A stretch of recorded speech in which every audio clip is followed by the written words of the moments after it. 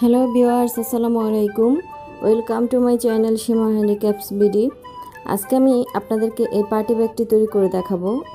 এটা তৈরি করার আগে আপনাদেরকে বলে রাখি, যদি আমার ভিডিওটি ভালো লাগে তাহলে অবশ্যই একটা লাইক করবেন, আর যারা আমার চ্যানেলকে সাবস্ক্রাইব করেননি প্লিজ তারা সাবস্ক্রাইব করে রাখবেন, আর পাশে থাকা বেল বাটনটি ক্লিক করে অল সিলেক্ট করে রাখবেন। তাহলে চলুন দেখি কী কী লাগছে। এখানে আমি এইরকম পুঁথিগুলো নিয়েছি, মাল্টি কালার 100 গ্রাম, আর নিয়েছি 60 নম্বর রক্সুতা। আপনারা চাইলে 50 নম্বর রক্সুতা দিয়েও কাজ করতে পারবেন। তো প্রথমে আমি এরকম 6টা পুঁথি নিয়ে নিলাম। 6টা পুঁথি নিয়ে আমি শেষের পুঁথি দিয়ে এইভাবে ক্রস করে দিলাম। ক্রস করার ফলে আমার একটি ছয়ের ঘর তৈরি হয়ে গেল। এখন আমি 5টা পুঁথি নিব এক্সট্রা। 5টা পুঁথি নিয়ে শেষের পুঁথি দিয়ে ক্রস করে দেব। দেখুন, এইভাবে আমি 5টা পুঁথি নিয়ে ক্রস করে একটি ছয়ের ঘর তৈরি করলাম। এখন আমি সামনের দিকে আরেকটা পুঁথি নিয়ে নিচ্ছি এবং সুতায় এখন দেখুন আমার 2টা পুঁথি আছে। এখন আমার ছয়ের ঘর তৈরি করতে আরও 4টা পুঁথি লাগবে, এই জন্য আমি এক্সট্রা আরও 4টা পুঁথি নিয়ে নিচ্ছি এবং শেষের পুঁথি দিয়ে ক্রস করে দিচ্ছি। এইভাবে করে মাঝখানের যে বৃত্তের মতো আমি 6টা পুঁথি দিয়ে একটা ঘর তৈরি করেছিলাম, ছয়ের ঘর, তার প্রত্যেকটা পুঁথিতেই আমি ছয়ের ঘর তৈরি করব। দেখুন, এইভাবে আমি পুরোটাই ঘুরিয়ে ঘুরিয়ে ছয়ের ঘর তৈরি করে দেব। দেখুন, আমি সবগুলোই করে নিয়েছি। এখন শেষের পুঁথিতে আছি, আর শেষের পুঁথিতে আমি এখানে 3টা পুঁথি আছে আমার সুতায়, যেহেতু আমি প্রথম ছয়ের ঘরের পুঁথি থেকে একটি পুঁথি নিয়েছি, এই জন্য এভাবে আমি যেহেতু 3টা আছে সুতায়, এই জন্য এখন আমি 3টা পুঁথি এক্সট্রা নিয়ে শেষের পুঁথি দিয়ে ক্রস করে দিলাম। দেখুন কি সুন্দর আমার একটা ফুল তৈরি হয়ে গেল। ছয়ের ঘর আমার হয়ে গেছে কমপ্লিট, আমার দ্বিতীয় লাইন। এখন আমি করছি 3 নম্বর লাইনটা।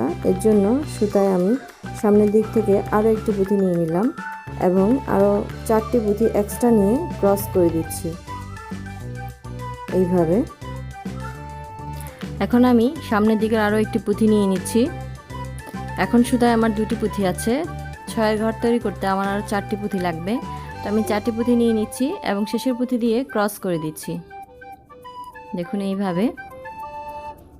এখন দেখুন, এখানে কিন্তু আমি এতক্ষণ 2টা পুঁথি দিয়ে আমার সুতায় ছিল, এখন আমার থাকবে 3টা পুঁথি।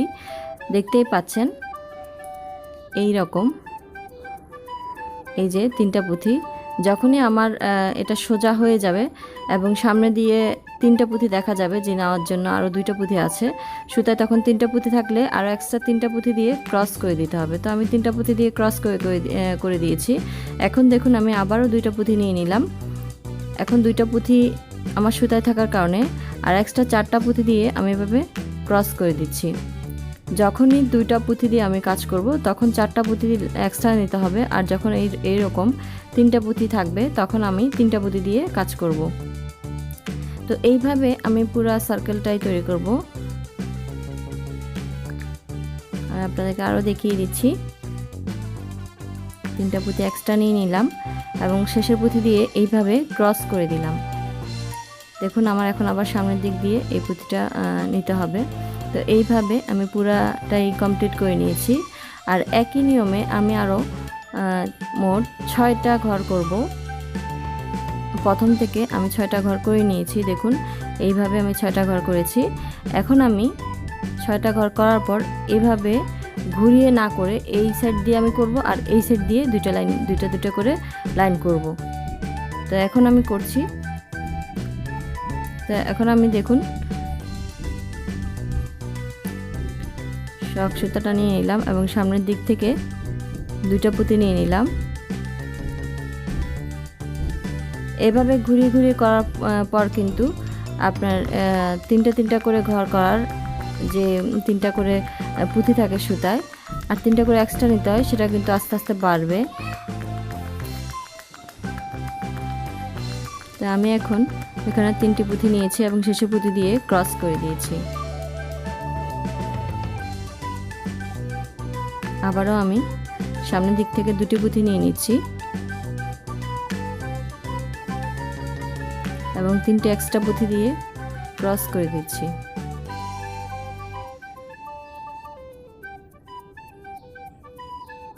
এইভাবে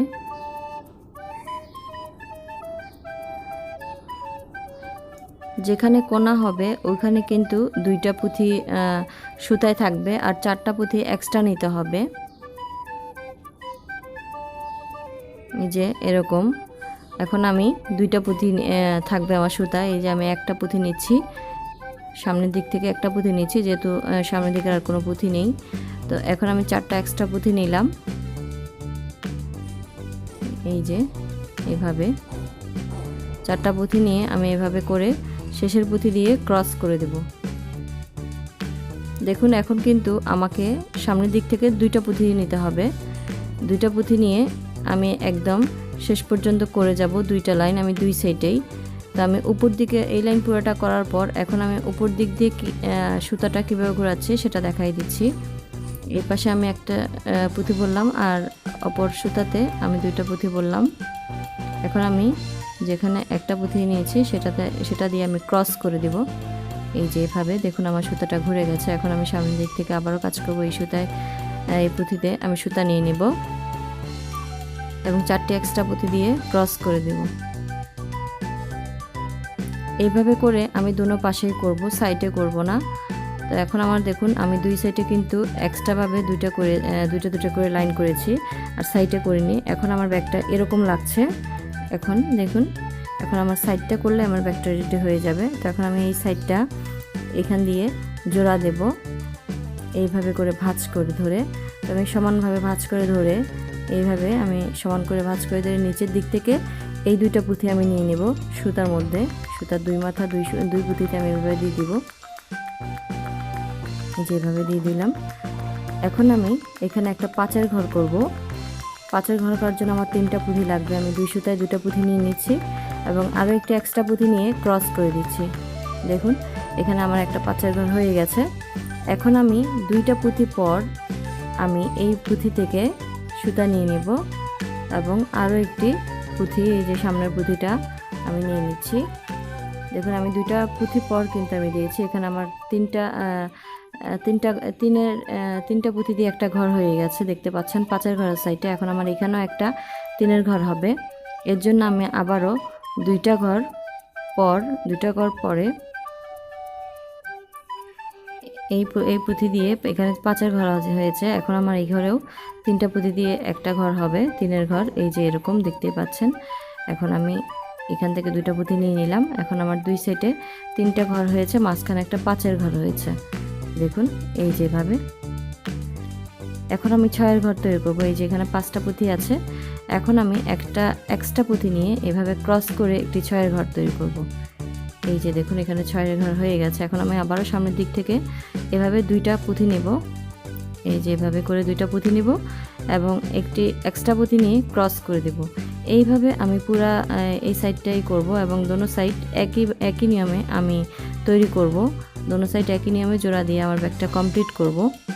আপনারা চাইলে এই ব্যাগটা এভাবেই ইউজ করতে পারেন, জোড়া দেওয়ার পর কোনো হ্যান্ডেল না লাগিয়ে আবার হ্যান্ডেল লাগাতেও পারেন। সেই ক্ষেত্রে আপনারা চেইনও ইউজ করতে পারেন বা এই পুঁথি দিয়েও দিতে পারেন, এটা আপনাদের রুচির উপরে। আর হচ্ছে ভেতরের যে কাপড়টা ওইটা আপনারা অন্য কালার দিলে আর কি, এই যে রিং মতো হয়েছে এটা দেখা যাবে। তো চেষ্টা করবেন সাদা কালারটা ইউজ করতে, সাদা কাপড়টা দিতে ভিতরে, তাহলে আপনার এই গোলটা ভালো করে দেখা যাবে। কিন্তু একই রকম কালার দিলে আমি দেখেছি যে এত বেশি ম্যাচিং হয়, মানে উজ্জ্বল হয় না আর কি ব্যাগটা। এই জন্য আমি সাদাই ইউজ করেছি। এখানে সাদা কাপড়ই আমি ফোমের মধ্যে লাগিয়েছি। তো আপনারা আপনাদের ইচ্ছা মতো দিবেন। যদি চান যে সাদাই ইউজ করতে তাহলে সাদাই দিবেন, আর যদি চান যে অন্য কোনো কাপড় দিতে তাও পারেন। তো আমি এখানে হ্যান্ডেল এখন লাগাবো, এই পুঁথি দিয়েই আমি হ্যান্ডেল লাগিয়ে দিচ্ছি, কারণ আমার কাছে এখন কোনো চেইন নেই এই জন্য। তো আপনারা চাইলে চেইন দিয়েও হ্যান্ডেলটা লাগাতে পারেন। তো এখন আমি কয়েকটা পুঁথি আমি এখানে ভরে নিলাম। ভরে নেওয়ার পর রক্সুতাটা আমি কীভাবে ঢোকাচ্ছি আপনারা তো দেখতেই পাচ্ছেন। আমি কয়েকটা পুঁথির মধ্যে জাস্ট ঢুকিয়ে দিচ্ছি আমি রক্সুতাটা, আর ভালো করে আমি গিট দিয়ে দিব। এভাবে করে আমি দোনটা পুঁথি এর মধ্যে দোনটা হ্যান্ডেলে আমি লাগিয়ে গিট দিয়ে দিব। ভালো করে গিট দিয়ে আবার কয়েকটা পুঁথির মধ্যে ঘুরিয়ে নিয়ে আমার ব্যাগটা কমপ্লিট করে ফেলবো। দেখুন এখন আমার ব্যাগটা পুরাই কমপ্লিট হয়ে গেছে। এখন এইভাবেও আপনারা ইউজ করতে পারেন, বা এর চাইতে বড় কোনো হ্যান্ডেলও আপনারা ইউজ করতে পারেন লাগিয়ে। তো আমি এভাবেই দিলাম হাতের মধ্যে ঝোলানোর জন্য। তো আমার ব্যাগটা কেমন লাগলো, যদি ভালো লাগে তাহলে অবশ্যই একটা লাইক করবেন। আর যারা আমার চ্যানেলকে এখনও সাবস্ক্রাইব করেনি প্লিজ তারা সাবস্ক্রাইব করে রাখবেন, আর পাশে থাকা বেল বাটনটি ক্লিক করে অল সিলেক্ট করে রাখবেন। আজ এ পর্যন্তই, সবাই ভালো থাকুন। আসসালামু আলাইকুম।